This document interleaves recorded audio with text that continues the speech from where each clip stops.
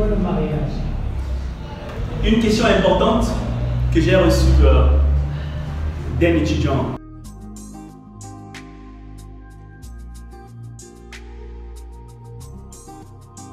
C'est quoi, à mon avis, le mariage?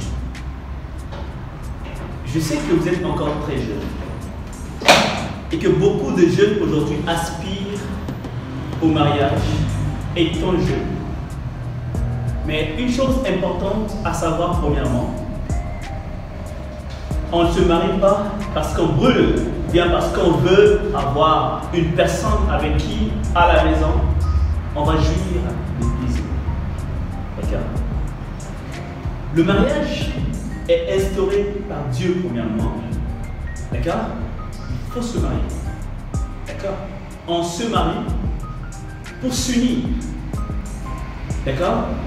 Et ce qui est au centre du mariage, c'est l'amour. Et l'amour, c'est donner. Mais donner le meilleur. D'accord? C'est pourquoi on peut aimer. Ok?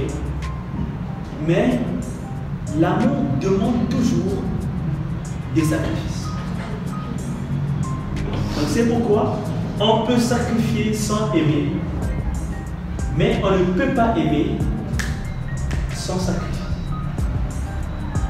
D'accord? Et donc quand on aime, on donne le meilleur, ce qu'on a le plus. Ok? À mon avis, se marier, c'est d'abord, premièrement, trouver la personne que Dieu a choisie pour toi, la meilleure. D'accord? Cette personne qui te convient selon la volonté de Dieu. Mais ce n'est pas écrit sous le front. C'est pourquoi ça demande la patience, premièrement. Étant jeune, occupe-toi, premièrement, de te bâtir toi-même. Parce que quand tu te marieras, tu dois être capable de pouvoir supporter les tournures d'un mariage. Il n'y a pas de mariage sans problème. Tout mariage a un problème. Il faut supporter les tournures. Mais il faut d'abord être mature, premièrement, avant de se marier. Responsable pour répondre aux besoins.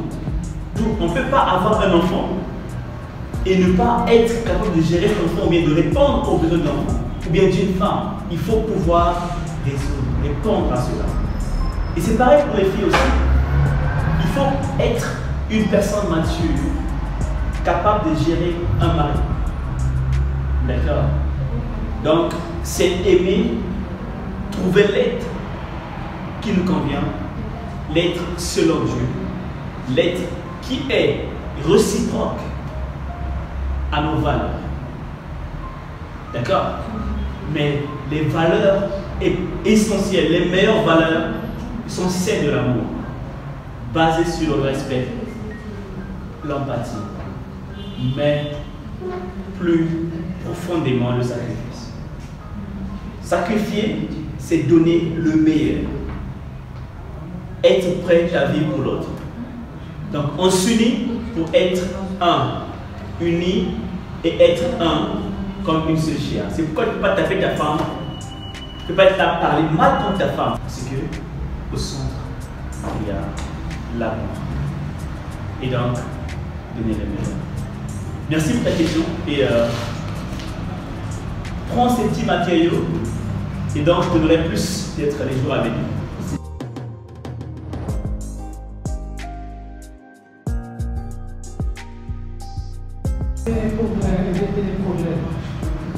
Pour éviter les problèmes, en fait, on ne peut pas éviter les problèmes. Les problèmes existent toujours. D'accord?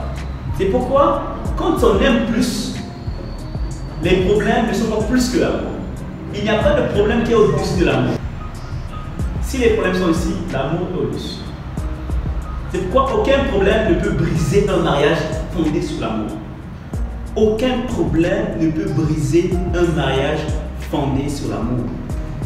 Tant que c'est réciproque et que l'amour est bien établi comme une fondation d'un bon bâtiment, aucun problème n'est au-dessus de l'amour. Et tout problème est en dessous de l'amour.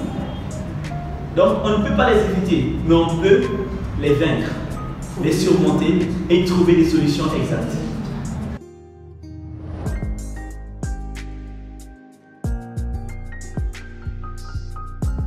Oui, donc, pour trouver des solutions, on peut toujours les trouver. D'accord? Ce n'est pas dire que tu ne sois pas au contact avec d'autres personnes. C'est vrai, la jalousie est de l'amour. C'est normal. Mais une bonne jalousie de l'amour n'est pas pour faire du mal. Ce n'est pas ça la vraie jalousie. Quand on aime avoir la personne pour soi-même. En être jaloux, c'est normal. D'accord? Mais il y a une bonne jalousie et la mauvaise jalousie. Dieu est jaloux de nous quand on fait du n'importe quoi. C'est parce qu'il nous aime beaucoup. Et donc, il est jaloux de nous. D'accord? Mais la jalousie de l'amour, ça agit bien pour rendre l'autre bon encore meilleur. D'accord? Donc, les problèmes arrivent. Ça ne peut pas manquer. Mais on peut toujours les surmonter. Il n'y a pas de mariage sans problème.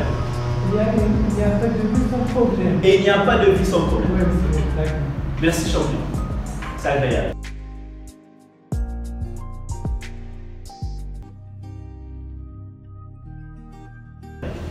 Mais c'est pour réussir la relation. Pour réussir une relation, oui. Il ne faut pas se mettre en couple par plaisir d'être en couple parce que tes amis sont en couple. Non. Aie un but, un objectif. Aie un but, un objectif. Quand tu t'unis avec une personne, on s'unit maintenant pour vivre. C'est une décision qui est prise pour la vie. C'est un engagement. Quand tu dis oui à cette personne, c'est maintenant pour la vie. D'accord? C'est pourquoi on n'est pas là à faire des couples et être dans des rues. On s'unit, on va voir les parents. D'accord? On se fiance. Fiançailles, c'est une période d'observation d'ensemble. Ça peut durer 1 année, 2 ans. Il ne faut pas aller trop loin. D'accord? Et il faut faire attention de ne pas être dans des endroits seuls. Sinon, quand vous êtes fiancés, vous allez toucher chacun l'un l'autre. Et donc, vous allez gaspiller votre mariage. On ne se touche pas quand on est fiancé. Si vous voulez réussir votre relation, il faut avoir le respect du corps de l'autre. Être patient. D'accord? Ne pas se toucher. D'accord? On n'est pas encore marié. On n'a pas encore le droit de toucher l'autre. Donc là, on peut réussir la relation. Mais on observe les fiançailles. Les parents connaissent pas dehors, les parents le savent. D'accord? Et là maintenant, on va vivre ensemble. D'accord? Donc, il faut avoir la patience. Et une personne qui aime, elle est patiente parce qu'elle veut avoir la chose meilleure. Et c'est ça. Donc, pour réussir, faites patient d'abord. Et la femme d'être comme les parents, pas de revue. Non, c'est pas comme ça. D'accord? Ça, c'est pas l'amour. Il faut baser sur l'amour. Et en bref, il faut tout baser sur l'amour de Dieu.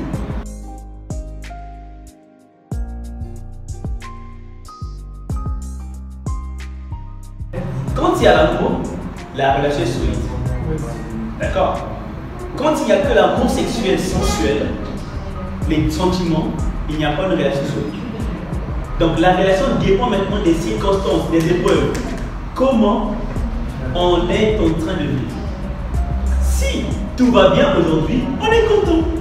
Si maintenant les choses vont mal, tu t'aimes pas, tu n'es pas le meilleur. D'accord? Et quand il y a l'amour, que tu sois bon, que tu sois mauvais, je t'aime.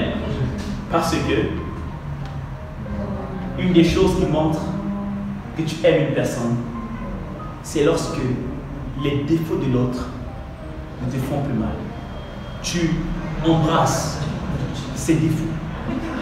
Si tu ne fais plus rien, là vraiment tu sais que tu aimes la personne. Prends soin de toi et au plaisir. Et prends soin de toi.